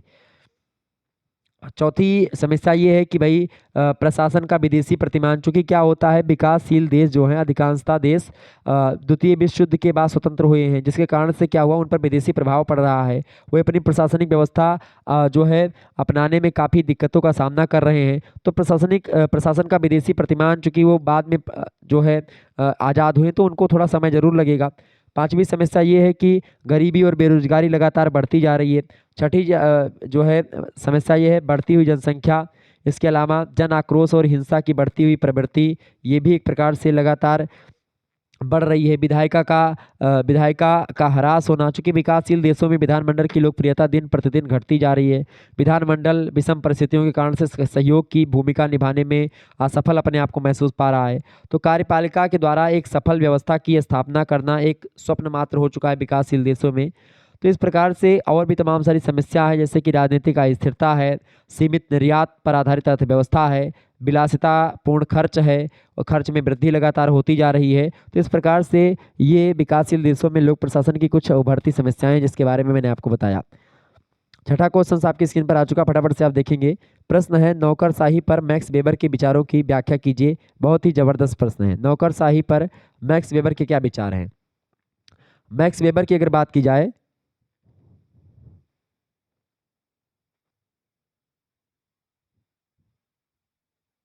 मैक्स वेबर की अगर बात करें हम, तो मैक्स वेबर जो है नौकरशाही पर व्यवस्थित अध्ययन करने वाले हैं और पहले समाजशास्त्री माने जाते हैं व्यवस्थित अध्ययन करने वाले नौकरशाही पर। इन्होंने क्या किया मैक्स वेबर ने नौकरशाही को प्रशासन की तर्कपूर्ण व्यवस्था माना और इनके अनुसार अगर बात करें तो संस्थागत मानव व्यवहार में तर्कपूर्णता लाने का सर्वोत्तम साधन जो है वो नौकरशाही ही होती है। अगर देखें इनके सिद्धांत को, नौकरशाही पर जो इन्होंने विचार दिए हैं अपने नौकरशाही पर, किसने? मैक्स वेबर ने। तो उनकी अगर बात की जाए तो इनके सिद्धांत मतलब यद्यपि सिद्धांत के रूप में इसका अवैयक्तिक स्वरूप है नौकरशाही का, फिर भी नौकरशाही का राज्य के भीतर एक अलग समूह है जिसके अपने विशेषित होते हैं, विशेष मूल्य होते हैं, विशेष शक्ति होती है अपनी, और इसका अलग हित प्रशासनिक स्थितियों और सत्ता को बनाए रखने एवं उनका विस्तार करने में निहित होता है। और मैक्स वेबर जो है नौकरशाही या सत्ता को लेकर के उन्होंने सत्ता का वर्गीकरण किया और कहा कि 3 प्रकार की सत्ता या 3 प्रकार की नौकरशाही होती है। कैसी भाई? पहली तो परंपरागत सत्ता, दूसरी गौरवपूर्ण सत्ता और तीसरी विधिक सत्ता। ठीक है, तो जहाँ पर आप देखते हैं प्रबंधन में नौकरशाही की पुरानी व्यवस्था कायम होती है, उसे परंपरागत सत्ता बोलते हैं। ठीक है, और गौरवपूर्ण सत्ता जो होती है प्रभावशाली होती है, जबकि विधिक सत्ता जो होती है वो एक प्रकार से कानूनी सत्ता मानी जाती है। ये तीनों सत्ताएं नौकरशाही व्यवस्था में आपको देखने को मिलती हैं। क्लियर? ये बात ध्यान रखेंगे। परंपरागत सत्ता जो आपको पहले से मिली हुई है, गौरवपूर्ण सत्ता जो अपने दम पर आपने प्राप्त की है, और विधिक सत्ता का मतलब होता है कि जो आपको कानूनी रूप से मिली है। ठीक है, जैसे कोई पुलिस अधिकारी को कोई सत्ता पहले से मिल जाती है, ठीक है, मतलब पहले से नहीं अर्जित करनी पड़ती है, तो वो सत्ता। नौकरशाही की कई सारी विशेषताएं हैं। अगर नौकरशाही की बात की जाए तो नौकरशाही के आदर्श रूप की विशेषताओं का वर्णन मैक्स वेबर ने किया है। पहली बात उन्होंने बताई मैक्स वेबर ने कि निश्चित कार्य क्षेत्र होता है नौकरशाही का। दूसरी बात स्पष्ट श्रम विभाजन होता है नौकरशाही में। निश्चित कार्य विधियाँ होती हैं कि उसी कार्य विधियों का प्रयोग करके आप कार्य कर सकते हैं। चौथी बात, कार्यों को पूरा करने के लिए विधिपूर्वक व्यवस्था होती है। पांचवी बात, पद सोपान पद्धति होती है। छठी बात, पद के लिए योग्यताएं होनी जरूरी होती है। सातवीं बात, कठोर और व्यवस्थित अनुशासन और नियंत्रण होता है नौकरशाही में।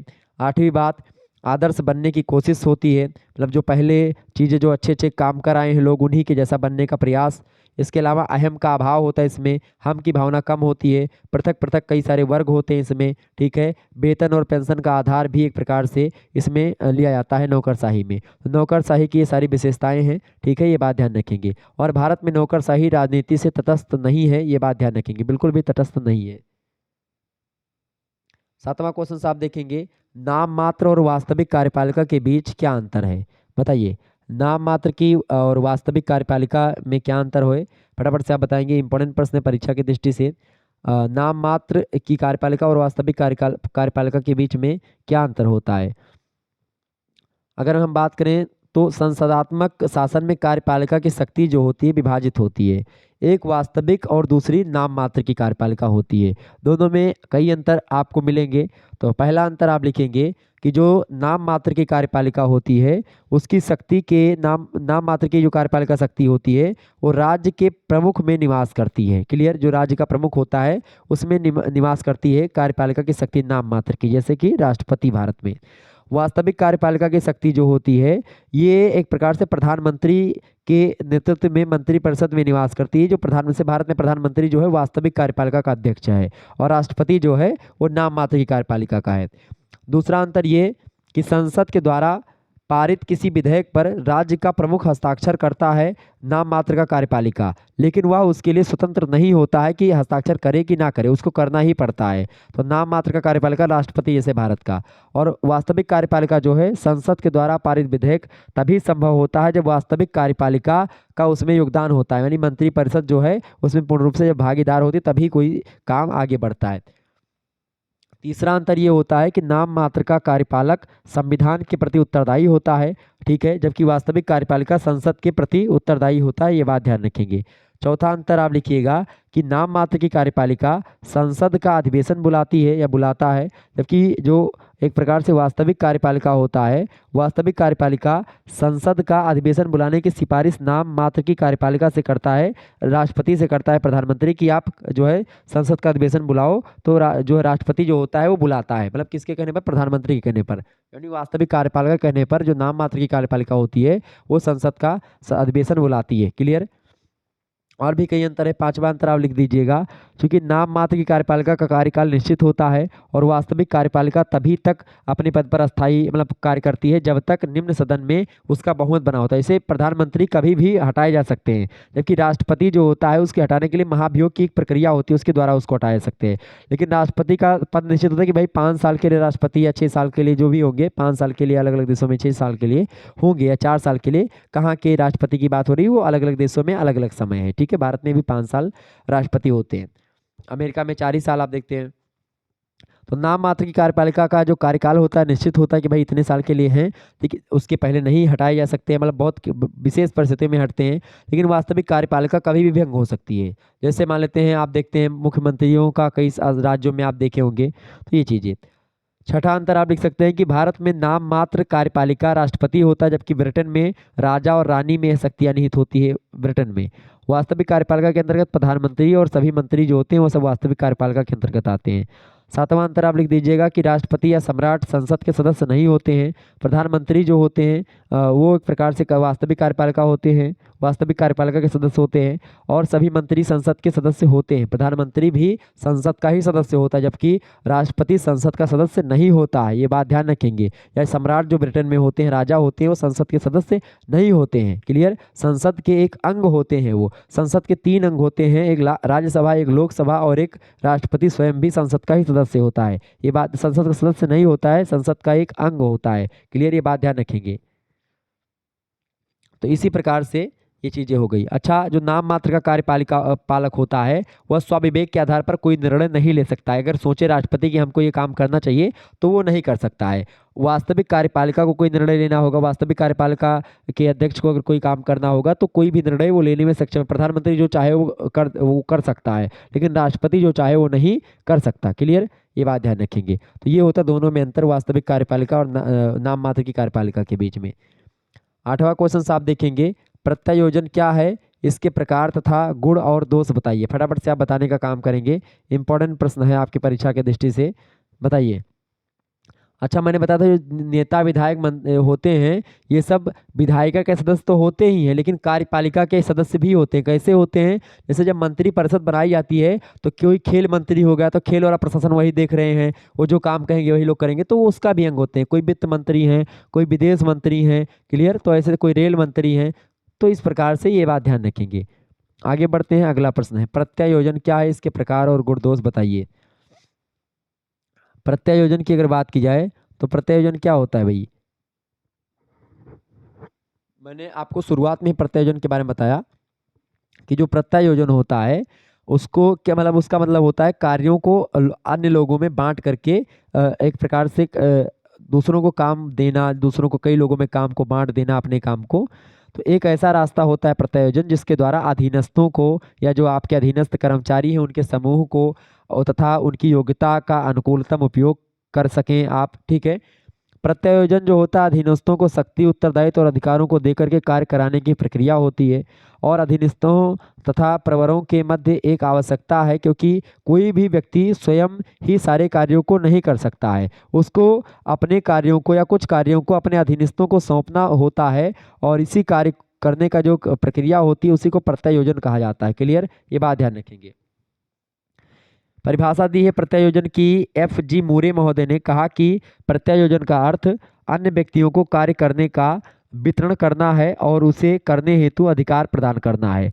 थियो हैमन महोदय कहते हैं कि अधिकार सत्ता के प्रत्यायोजन का अर्थ अधीनस्थों को निर्धारित सीमाओं के कार्य करने हेतु अधिकार प्रदान करने से होता है। अलग अलग विद्वानों ने अपने अपने हिसाब से जो है प्रत्यायोजन को परिभाषित किया, लेकिन अगर मैं आपको अपने शब्दों में बताऊं सरल भाषा में, प्रत्यायोजन का सीधा सा मतलब होता है, जैसे कि मान लेते हैं, मैंने आपको शुरुआत में बताया कि जैसे कि एक पिताजी हैं और उनके 4 पुत्र हैं, तो अब चूंकि सारा काम जो है पिता थोड़ी ना करेंगे। अब मान लेते हैं उनको गेहूं भी काटने जाना उसी समय मान लेते हैं उनको बाजार से एक प्रकार से जाना है भाई, जो है तेल पेरवावे जाए है, बाजार से तेल निकलवाने जाना, सरसों पेरवाने जाना है, ठीक है। किसी को गेहूं पिसवाने जाना है, किसी को गेहूं काटने जाना है, ठीक है। या मान लेते हैं किसी को और दूसरे काम में, किसी को बाजार जाना शॉपिंग करने, तो सभी लोगों को काम बांट देगा पिता कि भाई आप यहाँ पर जाओगे, आप वहाँ पर जाओगे, आप वहाँ पर जाओगे। सारे काम जो उसको करना था वो काम उन्होंने बता दिया कि भाई आपको ये कर देना है, आपको वो कर देना है, ठीक है। तो आप ऐसे कर देते हैं क्या, जैसे मान लेते हैं कहीं पर आप आइस लेने गए, न्योता लेने जिसको आप कहते हैं, ठीक है, निमंत्रण देने,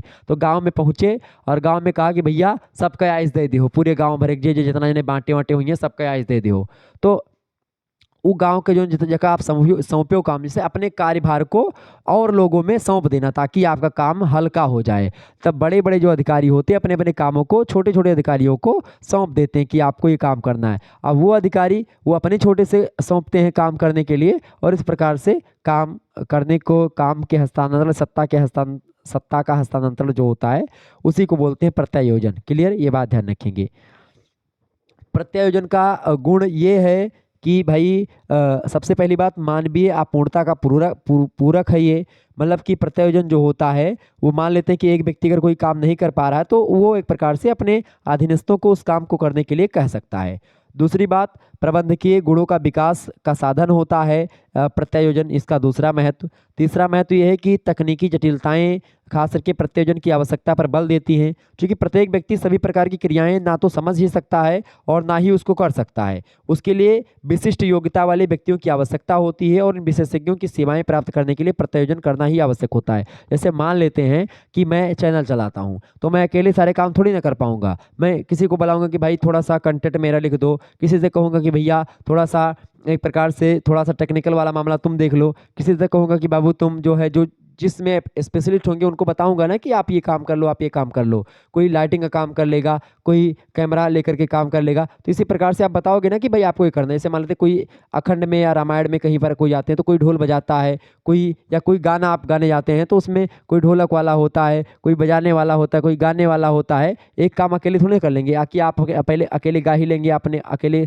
सब कुछ बजा भी लेंगे। आप बांसुरी भी बजा लेंगे, ढोल भी बजा लेंगे, आप तबला भी अकेले बजा लेंगे, आप गा भी लेंगे, ऐसा नहीं होगा ना।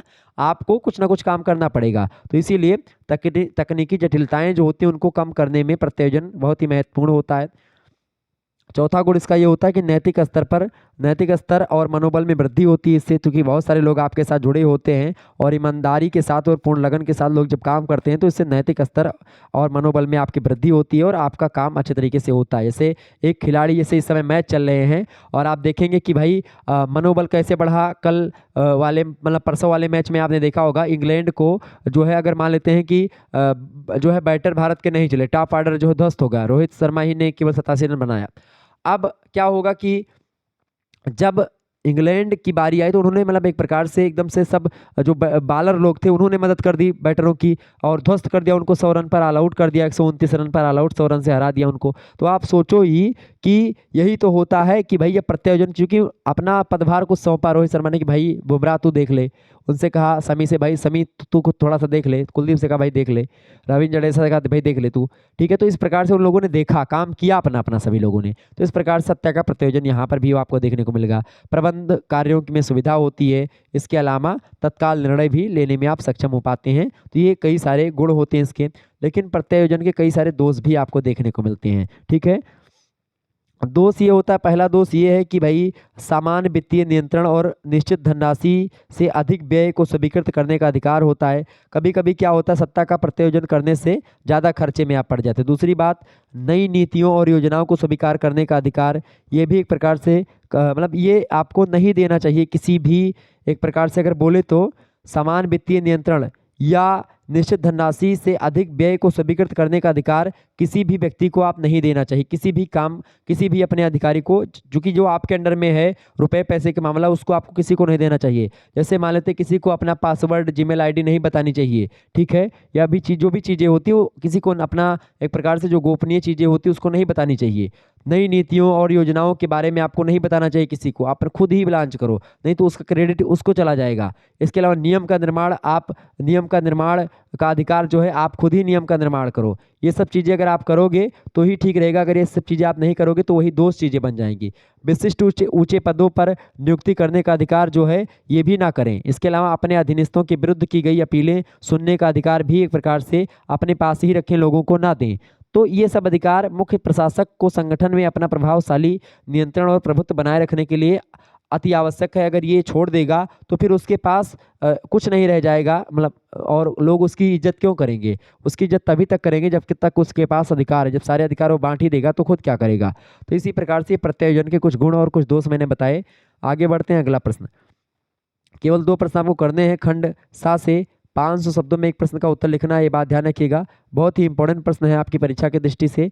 ओके, देखिए पहला प्रश्न है, लोक प्रशासन से आप क्या समझते हैं? इसकी प्रकृति और विषय क्षेत्र पर प्रकाश डालिए। बहुत ही महत्वपूर्ण प्रश्न है, ये प्रश्न 100% आने वाला है और इस प्रश्न का उत्तर पहले वीडियो में हमने चैप्टर नंबर 1 में बता दिया। तो इस प्रश्न को आप जो है देख लीजिएगा, बहुत ही महत्वपूर्ण है, चैप्टर नंबर 1 की वीडियो आप देख लीजिएगा। अगला प्रश्न, प्रशासन पर न्यायपालिका किस प्रकार नियंत्रण करती है, स्पष्ट कीजिए। इस प्रश्न का उत्तर शुरुआत में ही मैंने बता दिया था, बाकी मैं इस पर विस्तार से एक दिन चर्चा कर दूंगा, एक सेपरेट वीडियो आएगी इस पर। अगला प्रश्न है, भर्ती क्या है? लोक सेवकों की भर्ती के लिए विभिन्न पद्धतियों का वर्णन कीजिए। मोस्ट इंपोर्टेंट प्रश्न है, ये प्रश्न परीक्षा में लगातार पूछा गया है, आपकी बार भी आएगा। क्योंकि इससे पहले आपको बता दूं, लोक प्रशासन का सिद्धांत BA थर्ड ईयर के पेपर 1 में आप पढ़ते थे, ठीक है। तो वहाँ पर भी मैं पढ़ा रहा था, पिछले 5 वर्षों से पढ़ा रहा हूँ, तो कोई दिक्कत की बात नहीं है। तो मैं पता है मुझे कि भाई कहाँ कहाँ से प्रश्न आपके बनते हैं। अगला प्रश्न, नवीन लोक प्रशासन क्या है और इसके अध्ययन क्षेत्र पर प्रकाश डालिए। लगातार प्रश्न बनने वाले हैं प्रश्न, तो इन प्रश्नों को आप एकदम से रट लीजिएगा। इन प्रश्नों पर मैं और वीडियोस देने का प्रयास करूंगा, और भी मॉडल पेपर आपके आएंगे, उसमें और प्रश्नों पर मैं चर्चा करूंगा। तो इस प्रकार से आप 2-3 मॉडल पेपर भी हमारे देख लेंगे तो आपका काम हो जाना है। आपको और कुछ पढ़ने की बिल्कुल भी आवश्यकता नहीं है। अगर आप कुछ पढ़े हैं, नहीं पढ़े हैं, तो कोई दिक्कत की बात नहीं, आसानी से हो जाएगा। अब मैं यही कहूँगा कि ये वीडियो सभी दोस्तों के पास अपने शेयर कर दीजिए, जितने भी लोग इस समय 5th सेमेस्टर में हैं या एक प्रकार से बीए में हैं और सोच रहे हैं कि भाई 5th सेमेस्टर क्लास कहीं नहीं चल रही, तो शुक्ला स्टडी पॉइंट पर पिछले 2 महीने से क्लासेस लगातार चल रही हैं और आप लोग प्लेलिस्ट में तमाम सारी वीडियोस हैं पिछली, उनको देख लीजिएगा। ठीक है, बाकी क्लासेस आपकी चलती रहेंगी। कल आप लोगों ने पेपर 2 की वीडियो को देखा होगा, शैक्षिक सांख्यिकी का। इसी प्रकार से उसमें हमने बहुत सारे प्रश्नों पर चर्चा करी है, सवाल वगैरह लगवाए हैं उसमें, आप देख लीजिएगा विस्तार से, उसमें सारी चीज़ें मैंने क्लियर करवा रखी हैं। ठीक है, धन्यवाद, मिलते हैं फिर नेक्स्ट वीडियो में, तब तक के लिए जय हिंद जय भारत। आप सभी का बहुत बहुत धन्यवाद हमारे से जुड़ने के लिए। इसी प्रकार से अपना प्यारा मैसेज बनाए रखिएगा। तो शिक्षा शास्त्र का पेपर 2 है शैक्षिक सांख्यिकी, ठीक है, एजुकेशनल स्टैटिस्टिक्स, तो इसके बारे में हमने बताया है 10 अति लघु उत्तरीय प्रश्न और लघु उत्तरीय प्रश्न और दीर्घ उत्तरीय प्रश्नों पर चर्चा की हुई है, तो आप देख लीजिएगा इस वीडियो को। और आज की वीडियो के माध्यम से आप लोगों ने लगभग 10 अति लघु उत्तरीय और 8 लघु उत्तरीय प्रश्नों के उत्तर को आप लोगों ने समझा, जाना और परखा। विस्तार से हमने आपको समझाया है, हर एक पॉइंट को मैंने आपको समझाया है, कवर किया है, तो आप आसानी से समझेंगे। तो फटाफट से आप सभी दोस्तों के पास अपने इस वीडियो को शेयर कर दीजिएगा। एक बार फिर से रिक्वेस्ट करूंगा कि आप सभी लोग प्लीज़ चैनल को सब्सक्राइब जरूर करें, वीडियो को लाइक जरूर करें, और आपके कॉलेज में जितने भी बच्चे हैं सभी से आप चैनल को सब्सक्राइब करवाएं। ये मेरी आप लोगों से हाथ जोड़ करके विनती है कि प्लीज़ थोड़ा सा और मदद करें, चैनल को थोड़ा सा ग्रो करवाने मदद करें। ठीक है, और वीडियो को शेयर करते रहे। मैं लगातार आपके साथ जुड़ा हुआ हूं और कंटेंट आपको बेहतर करने का प्रयास मैं लगातार करता हूं, और हो सकता है आपके लिए मैं और व्यवस्था कर रहा हूं, कुछ ऐसी व्यवस्था आपके समक्ष आएगी मुश्किल से। कुछ अभी मैं बहुत ज़्यादा व्यस्त हूं, बहुत ज़्यादा फंसा हुआ हूं किसी मामलों को लेकर के, इसीलिए अभी उतने इफेक्टिव तरीके से या डिजिटल बोर्ड वगैरह भी मैं नहीं ले पाया हूँ। कुछ ऐसी ऐसी सिचुएशन ही आ गई है कि उस सिचुएशन से मैं अभी निकल नहीं पा रहा हूँ। तो आप लोगों को थोड़ा सा मेरी मदद करनी है। बस आप लोगों को वीडियो को जितना ज़्यादा शेयर कर पाएँ, लाइक करें, शेयर करें, आपको यही करना है।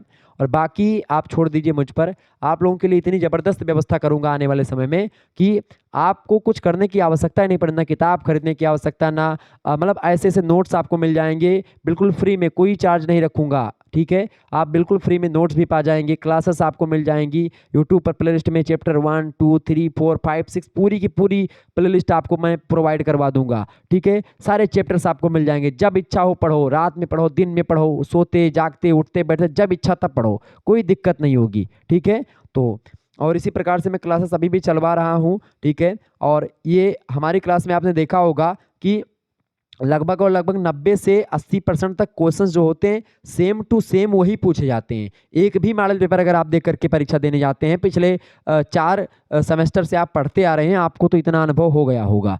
क्लियर, तो आप लोगों को अनुभव है, आप लोगों से कुछ कहने की आवश्यकता नहीं है। राजनीति विज्ञान का और भी वीडियो आएगा, इसके अलावा और भी जो सब्जेक्ट की वीडियो अभी नहीं आई, संस्कृत वगैरह की या साइकोलॉजी की या दर्शन शास्त्र की या अन्य सब्जेक्ट की जो भी वीडियो, इकोनॉमिक्स की या जिसकी भी वीडियो अभी नहीं प्रोवाइड हो पाई हैं, उसकी जल्द ही वीडियो प्रोवाइड हो जाएंगी। ठीक है, धन्यवाद, उसको लेकर के परेशान बिल्कुल भी ना हो। मिलते हैं फिर नेक्स्ट वीडियो में, तब तक के लिए जय हिंद जय भारत। आप सभी का बहुत बहुत धन्यवाद। Good night, I love you.